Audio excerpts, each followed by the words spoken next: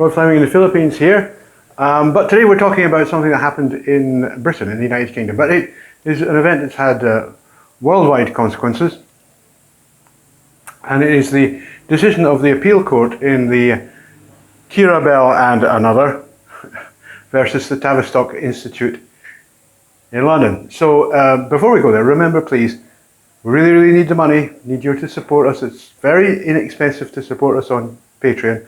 And what will happen in this video is I will cover the basic points in the YouTube video, and then I'll move it to Patreon for the a more in-depth study, which will be longer. So please remember, it only costs you a few dollars a month. I think it's $3 a month to be a Patreon supporter of this site. Please do this. If you don't like Patreon, just use PayPal. I'll put the or you can buy me a coffee. Lots of people do, and it works really well. I'll put the various addresses up after this little section, and then we will move on to the main part. What we're discussing today is the judgment irrespective of the Kira Bell and another, not named, apparently an anonymous mother, case against Tavistock. Now what happened was that last year, I think in December, the divisional court, which is a branch of the High Court, decided that it was going to radically restrict the access of trans young people to proper medical care, and it was going to require that they had a court order in order to get any treatment at all. Now this flies absolutely in the face of British jurisprudence. It has always been the case that doctors and not judges take these decisions. Only in very rare cases, for example, where people have demanded to be euthanized, for example, have the courts even looked at this, and the courts have always recognized that the legal system that surrounds the medical profession, which is very strict and is led by the General Medical Council in Britain, has the legal authority to supervise the way that doctors carry out their duties, okay? Not the courts. And the courts do not get involved. It's very unusual for them to get involved at all. So that's the first thing. The divisional court decided to basically make a precedent that there's no background for. There was no justification for.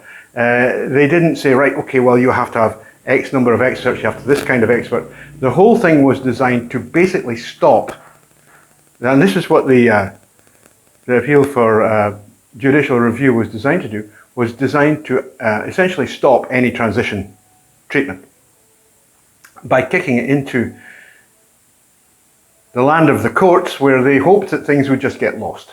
I mean, the waiting times at the Tavistock at the moment are so ridiculous, so ridiculously long, that young people really should have no choice but to self-medicate anyway. You know, it's not. This is not like they could get an appointment in 6 months or whatever. They're having to wait 3 and maybe 5 now years for a first appointment. And in the case of boys, as we'll come to later, that's catastrophic. That's absolutely catastrophic. You know, you take a boy of 13, he could, if treated properly, a pre-transsexual boy that is, he could, if treated properly, be a completely passing woman. Live his life as a woman, no problem at all. He would never have to be exposed to the new gay man cult. He would never be part of the LGBT, whatever it is. He'd just be a woman and live his life, live her life as a woman. So for boys, it's really important to get started early. By age 18, they've masculinized too much, and it's really not possible for them to do that. And that is why the World Professional Association of Transgender Health, normally called WPATH, has set out its guidelines, which say you should start puberty blockers around 13, and there are arguments for starting them a little earlier in certain cases. Again, it's left to clinical judgment, which is the right thing to do. And then cross-sex hormones should be started at 16, and surgery not before 18. That's the WPATH basic rules. They produce a very well written pamphlet that explains their guidelines. I'll link to it in the text box.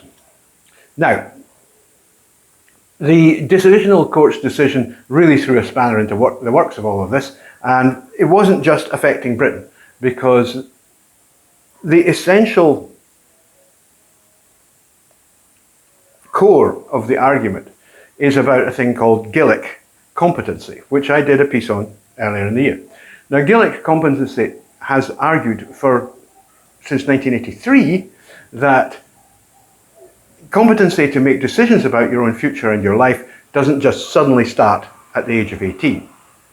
That it's a slow process which ramps up from basically early adolescence, and that young people should have the right to make informed decisions about their own future, depending on the gravitas, obviously, and the severity of the situation, beginning while they're still very young. And this was actually brought about because Victoria Gillick, who actually brought the Gillick case, wanted to prevent her local doctor from prescribing contraceptive pills to her daughter, who was under 16 at the time. And the court said no, she didn't have that right. Now, you may agree or you may not agree with that, but the simple fact is that has become part of British law, and it's not just British law. That has been incorporated into jurisdictions all over the world, including the United States, Canada, Australia, New Zealand, and many, many others. Many non-English speaking countries as well have adopted the essential understanding that young people do have the right to make decisions about their own future prior to the age of 18. I mean, 18 is a completely arbitrary age anyway. It doesn't mean anything. Some people are far more developed at the age of 18, and some are not. Some people are more developed at the age of 14 than they would be at 18. And so it really depends on the individual case, and that's what Gillick and the associated guidelines, called the Fraser Guidelines, set out to establish. Now, the divisional court's ruling completely threw that up in the air, and I said at the time, this is not going to fly, and it hasn't. Thankfully, not just because of trans people, but for all young people who want to take some control over their lives, all of them. You know, what you've got here is really a macabre, bizarre attempt by people to suggest that, you know, a 17-year-old is a child. A 17-year-old is not a child. A 16-year-old is not a child. These are adolescents, and they're perfectly capable of making certain decisions on their own. To suggest that all of the competency, you know, that is acquired by being a legal adult just suddenly happens at the age of 18 on your birthday is ludicrous. It's a ludicrous statement. And yet, if you go over to, for example, Airhead Minshall's channel, they're all shrieking and shouting that no, everybody under 18 is a child, and that it's absolute lies. It's a pack of lies. So, what happened was, naturally, after the divisional court ruling, which said basically that anybody who was going to be prescribed anything at all had to get a court order for this. Never ever happened in Britain before that you would need a court order to get medical treatment. Never. Never happened. Naturally, the defendants appealed, and the appeal court ruling was extremely firm. And it basically says, I mean, I've got the ruling here, and it's very long. You know, you're not going to read this whole thing. But it basically says that the divisional court stepped right out, way beyond its jurisdiction. And it did things that were, in its judgment, that were completely unacceptable. Now, the appeal decision makes several points. First of all, it says that this treatment, medical treatment for young trans people, is controversial. And this I would agree with. There is an increasing degree of controversy around it. And this is partly coming from the fact that there are a highly motivated group of trans activists who are trying to force through as many transitions as they can. And there's a natural reaction against this. People don't want their children to be led by the nose by these people who have made the whole thing of being trans a very fashionable item. So this is controversial, and there is there are extremely powerful lobbies working on both sides, neither of whom have actually got young people's interests at heart. This has become very much a political issue. And it reminds me, as I was saying before, it reminds me of the situation that obtained in the 1980s, particularly, when gay activists, particularly in the UK, I think this happened maybe a little earlier in the United States, but in the UK in the 1980s, gay activists were really pushing the gay lifestyle. And let's be quite clear, gay is a lifestyle, right? There's a lot of different kinds of people in the gay lifestyle. It's not an orientation, and it's not innate. It's a lifestyle, which you join. It's basically like a cult. It's like a religion. It's like Christianity. You join it. You become part of that scene. And obviously, if you like it, you stay in it. And this became so controversial that, in fact, measures were taken which were even more controversial, which prevented local councils from basically promoting the gay lifestyle, which is something they had been doing. We won't get into that just now. But the situation today reminds me very much of this, where you have trans activists really pushing the idea of trans for all, everybody should be trans, and concerned parents quite rightly saying, well, wait a minute, this is ridiculous. That at the same time, however, there's a small number of young people who definitely do need assistance. And we know who they are. There's no point in trying to argue with this, because we've got the studies, we've done the work, we know who they are. They are young people who began to demonstrate gender nonconformity, or I prefer sex nonconformity as a term, when they were very young, typically beginning around about 30 months, and it would be well established by the time they were 48 months. It would be insistent, persistent, and consistent. It just kept going. By the time they hit puberty, they did not desist. And that's a really telling one. There are some cases where young people in this position will desist at puberty. This doesn't happen in these cases.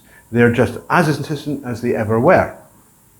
And these people should be helped along their path, because they're sexually inverted. There's nothing you can do about that. You can't change it. You can't retrospectively remove sexual inversion. It happened in the womb. These things happened in the womb. You were changed in the womb, and that's that. Unfortunately, the debate has become a political one, such that, broadly speaking, you've got the left on one side and the right on the other side, and people like me who are trying to be sensible and measure the facts in the middle, and getting hashed from both sides, frankly, which is no fun, but hey, happens all the time. So,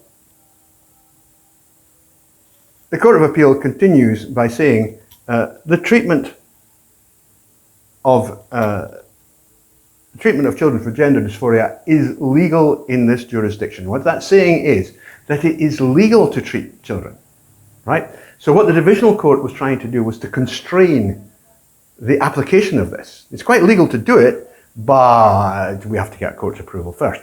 And the Appeal Court basically said, you can't do that.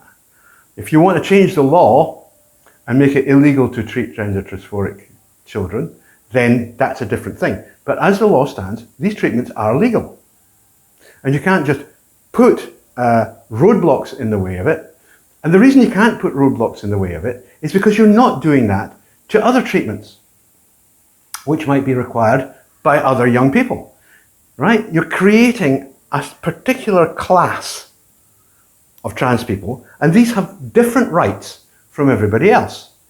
That's what the Divisional Court did, and the Appeal Court makes an absolute meal of it and says, no, you can't do that. That's discrimination. That's all it is. You've set up one group of people and said, you don't have the same rights as everybody else, because we think that you have to go to pay a fortune, take your case in front of a judge, and blah, blah, blah, blah. Judge who hasn't, not a Scooby, hasn't a clue about what he's discussing.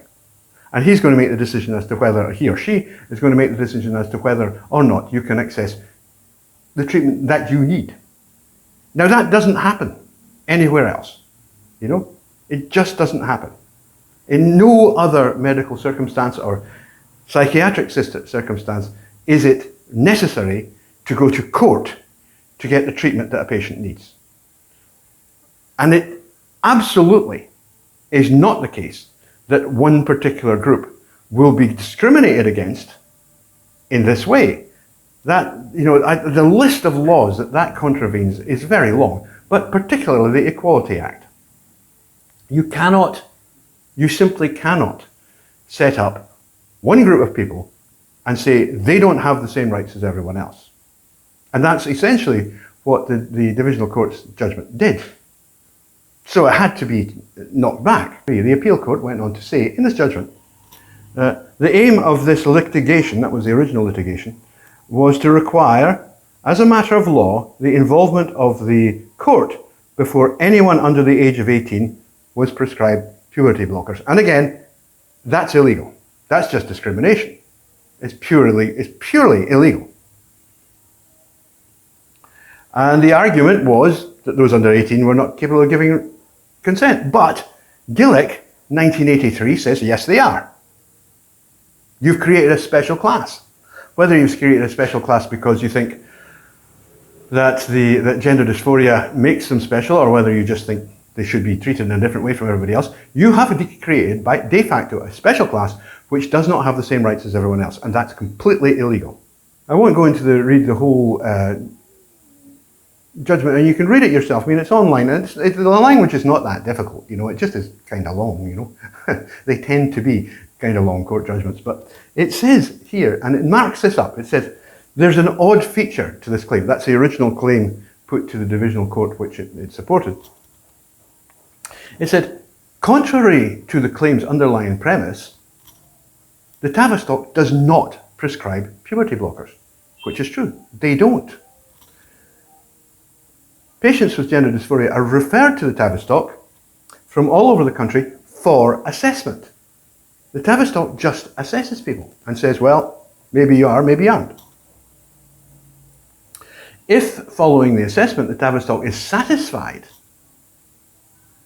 that it is medically appropriate to do so, then the patient will be referred on to another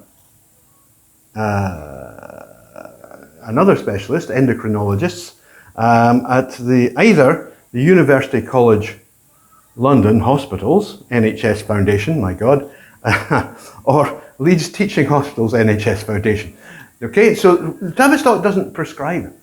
The Tavistock only assesses, right? And then it passes you on to another specialist, an endocrinologist. There are no endocrinologists working at the Tavistock, right?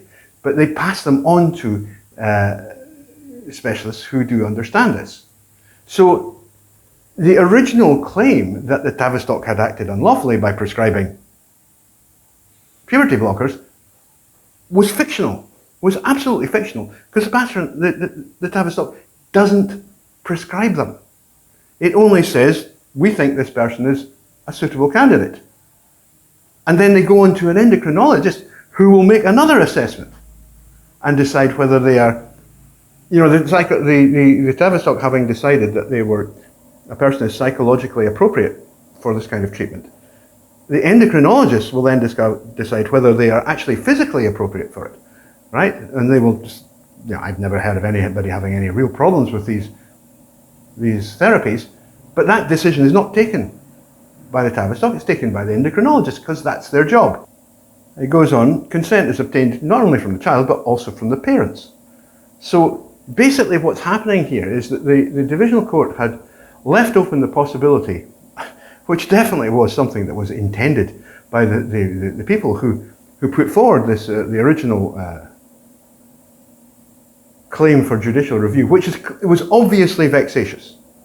The lawyers behind this knew what they were doing. They were just trying to cause trouble. The children and their parents are already required to give consent, and under Gillick, there's this ramp of consent that's available to young people. And it's a kind of like, the consent in legal terms, it moves from the parents to the child, or the young person rather, over a period of time, a period of years. At no point is the court involved. I mean, the court is not involved if you think that you need your tonsils out. You know, your doctor will decide that, and your parents will give consent for it. It's that simple. This added a complete, you know, the divisional court's judgment is so bizarre because it added a completely new tier to British law, and thankfully it's been slapped down, because goodness knows what would be the next thing that they would be trying to make sure had to go to the court before treatment could be given. You know what I mean? Now, the divisional court, according to this, found no illegality in what the Tavistock was doing, or what the endocrinologists were doing, right? It then mentions the Family Law Reform Act of 1969, which says that the consent of a minor over the age of 16 to any surgical or medical intervention shall be as effective as if he were an adult of 18 or over. So there's an act of Parliament effectively being struck down by a judgment of the divisional court. Now, that is completely ultra vires. They don't have the power to do that. And a lot of us were saying at the time, this is going to be knocked back, and you people are going to be crying on the other side of your faces, because you can't do these things. The law does not allow the courts to make up law in that way. The court can't just go and strike down an established law. And that's a law that's been there for 60 years, 50 years rather. You can't just go and strike it down because you suddenly don't like the way it applies in this case, which is what they were trying to do. So, the position at the moment is the Court of Appeal has knocked back the Kira Bell claim. Her lawyers have said they will seek leave to appeal to the Supreme Court. It's moot whether they will get that. The appeal court judgment is so strongly worded that it's unlikely, it seems unlikely, that the Supreme Court would see any contribution that it could make here. You know, if you read this judgment, then the appeal court has absolutely sliced up both the original claim and the divisional court into tiny little gobbets, you know, and it's a question of, does the appeal court really need to get involved? Could it say any more? You know, it can't really arrive at a different decision because, as the appeal court says, you've just broken a list of laws, a list of them, just in this one judgment. We don't know yet. The Supreme Court, and people who know me will know that I have criticised the Supreme Court and continue to do so for a long time. I thought the old House of Lords sitting as a Court of Appeal was a perfectly reasonable way of doing it, and I do not think that the Supreme Court has been an improvement. And in fact, the fact that the Supreme Court has taken clearly politicised stances, is certainly in a small number of cases, and perhaps more, is, well, it's worrying. They seem to think that they are a little bit above the law. Anyway, I will continue this in another section, which will be available to those who are my Patreon subscribers. In the meantime, thank you.